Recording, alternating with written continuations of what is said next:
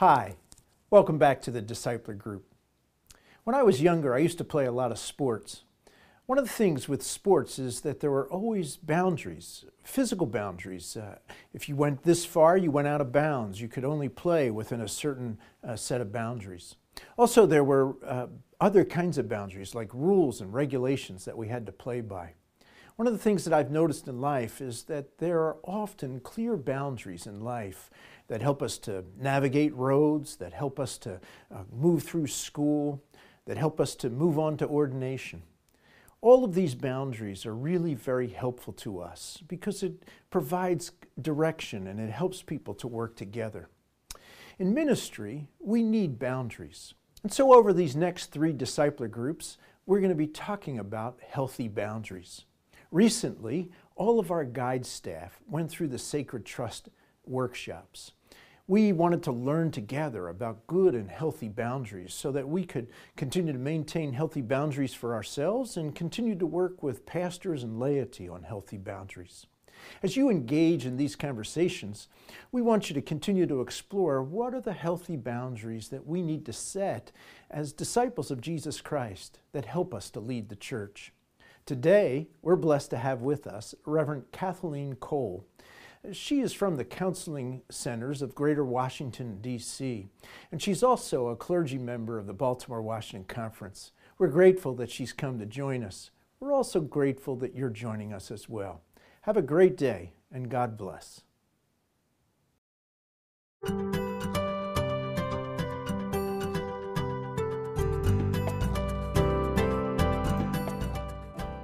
Hello, I'm really glad to be with you today. I'm going to speak to you about building healthy families and healthy relationships.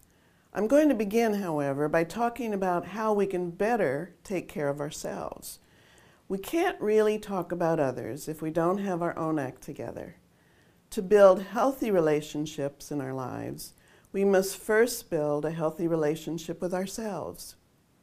From there, we are going to talk about how to build on that foundation to nurture healthy relationships with others.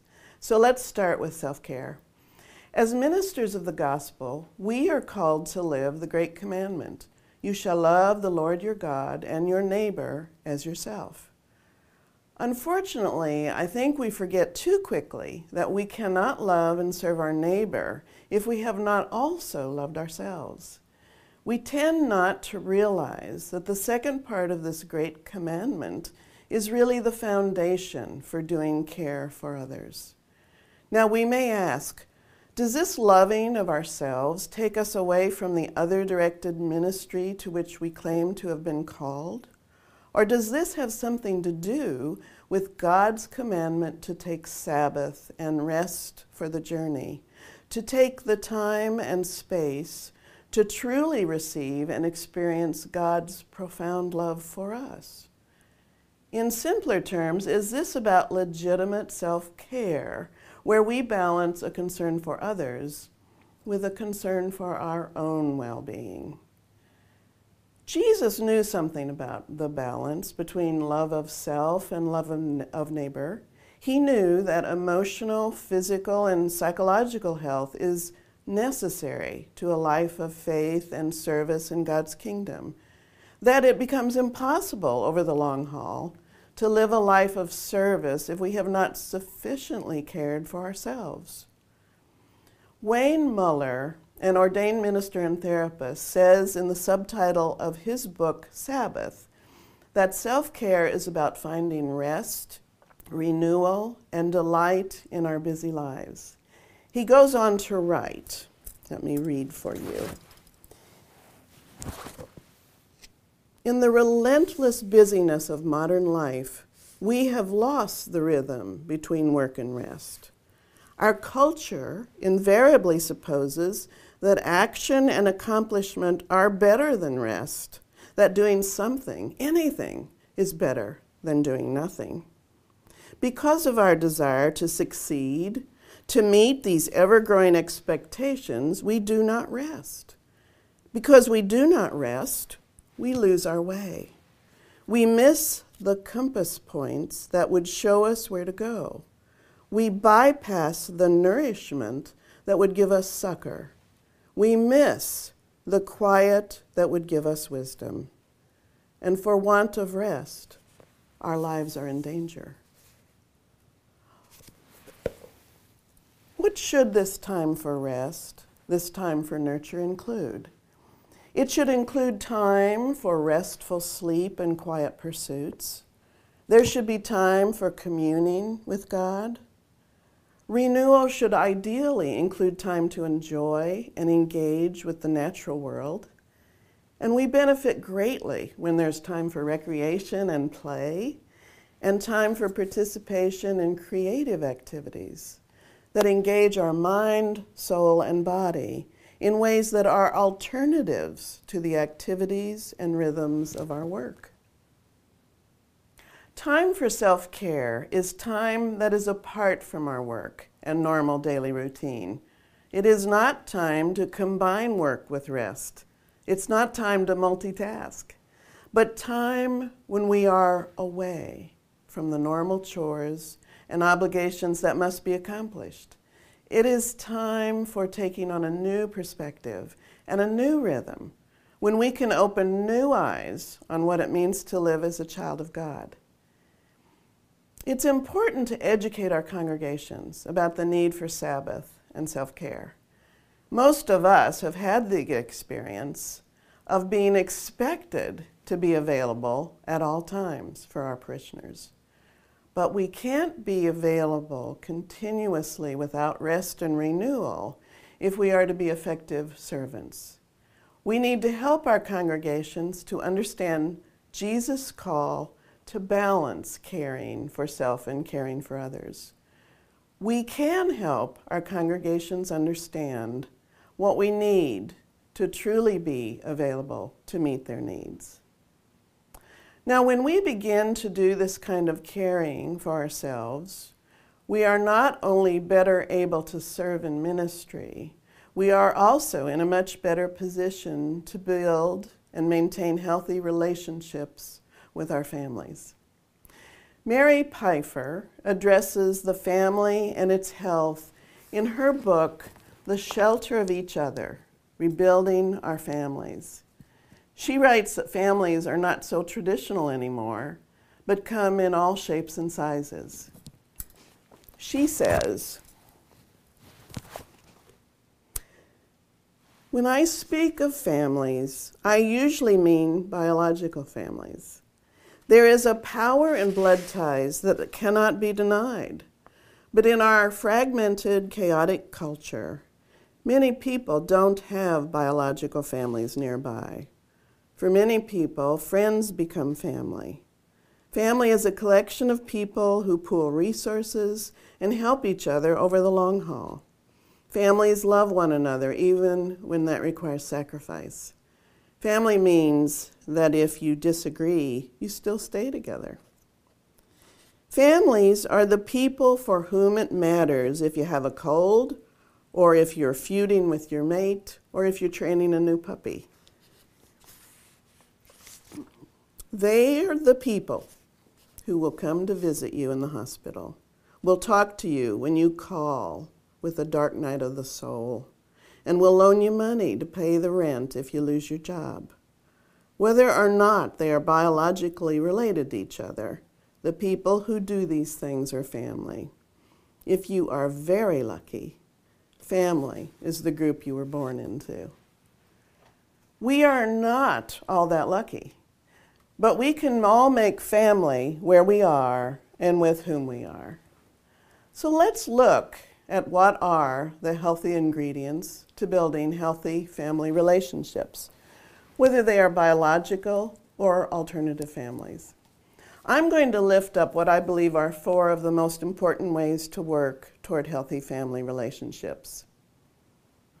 First, we need to love our family members as they are, not as we would like them to be.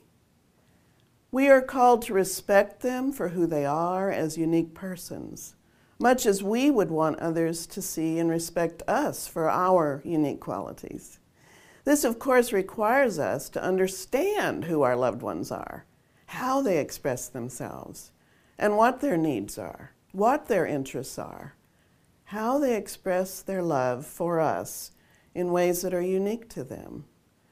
We have to stop expecting them to love us in the way we want them to love us. Instead, we need to see how it is that they nurture and care for us best. We need to watch our expectations about how things should be between us. You know, our expectations usually reflect more about us than our loved one.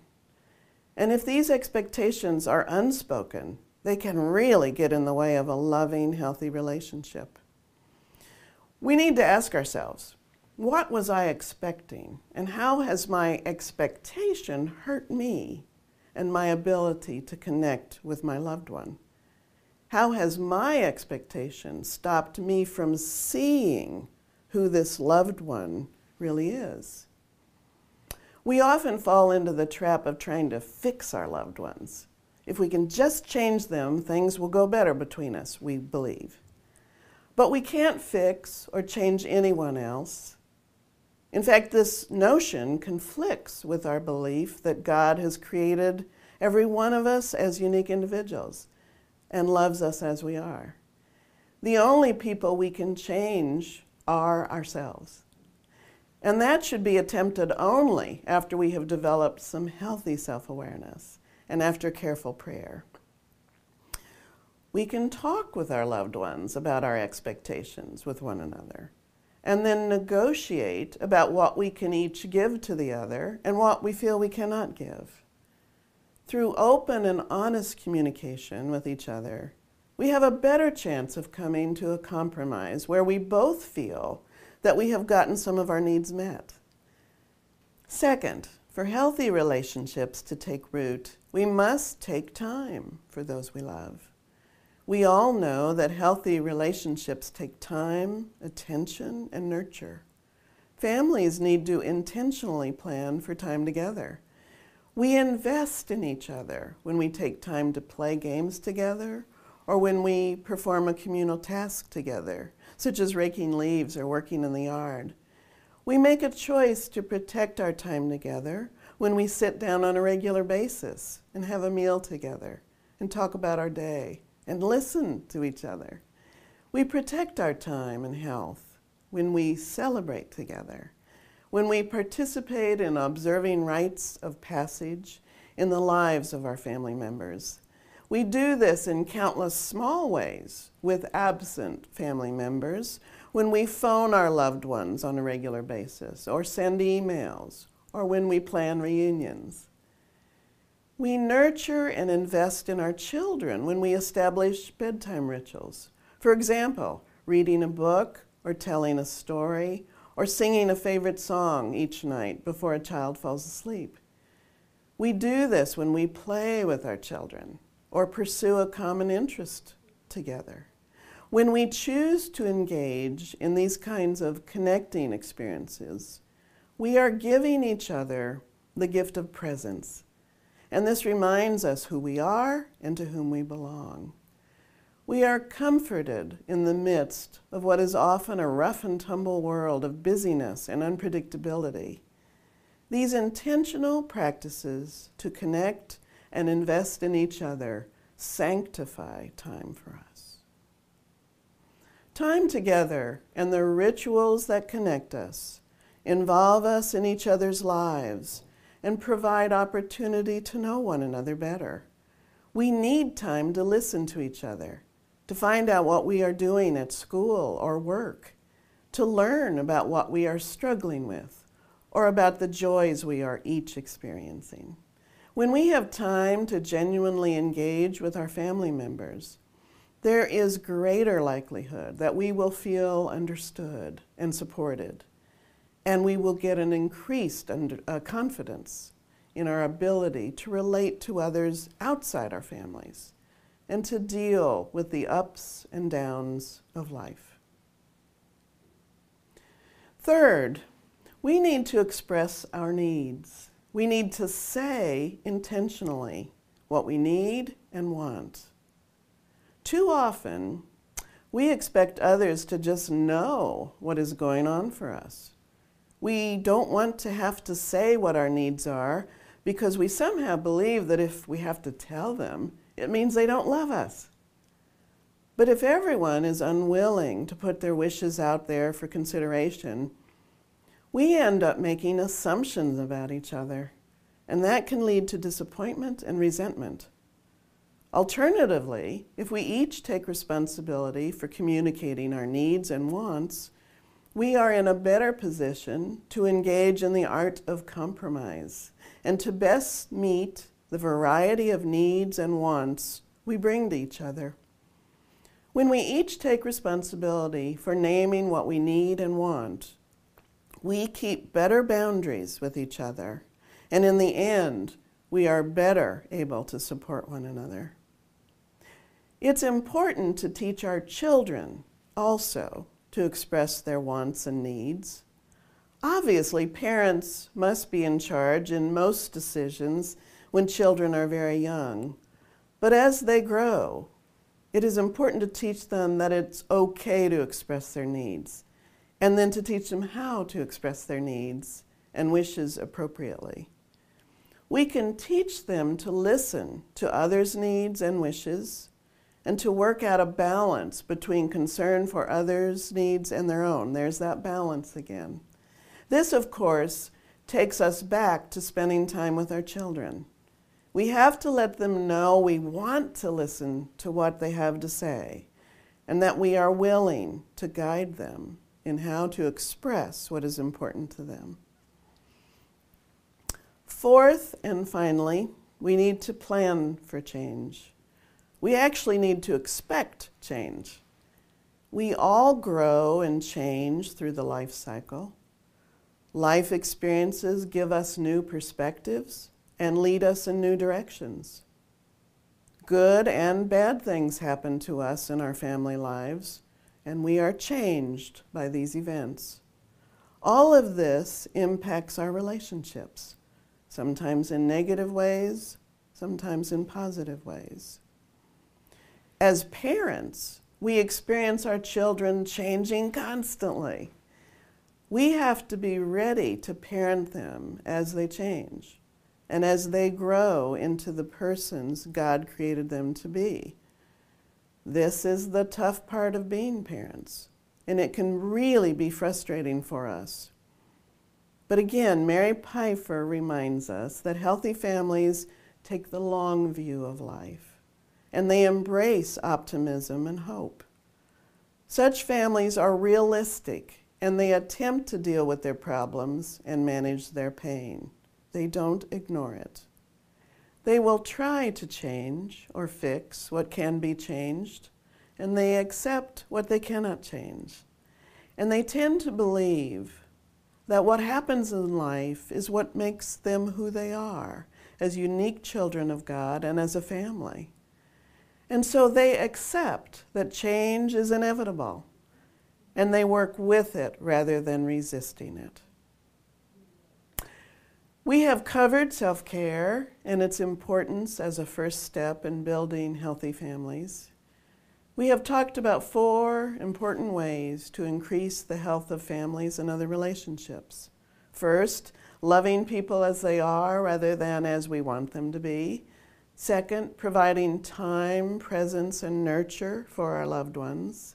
Third, communicating our wants and needs clearly and intentionally. And fourth, planning for change in our relationships. These are not revolutionary new concepts, but rather they are things we need to remind ourselves of from time to time. My wish is that this presentation will provide encouragement for you in seeking greater health in your lives and in your families. Let me point you to a couple of resources that have been helpful to me in my work with families and individuals, as well as in my own family relationships. Wayne Muller's book, Sabbath, which I quoted from earlier, is a helpful reminder of the importance of Sabbath and provides many useful examples of what Sabbath can look like for us. It is a practical book which gives ideas for creating opportunities for Sabbath and rest in our lives. I referred to and quoted from Mary Pfeiffer's book the shelter of each other, rebuilding our families, a number of times in this presentation. This book includes a very helpful and relevant discussion of family life in our time and place, and the difficulties we all face in keeping our families healthy and strong. There are many practical suggestions in this book, wise little nuggets that provide guidance for any family seeking greater connection and healing. The last thing I want to say to you is that if you are feeling stuck in any of these areas, seek professional help for yourselves. We all need help from time to time because being good parents and good partners and good ministers is hard work and tough to do all the time. Give yourself the gift of help when it is necessary. Blessings to you in your journey towards health. Thank you.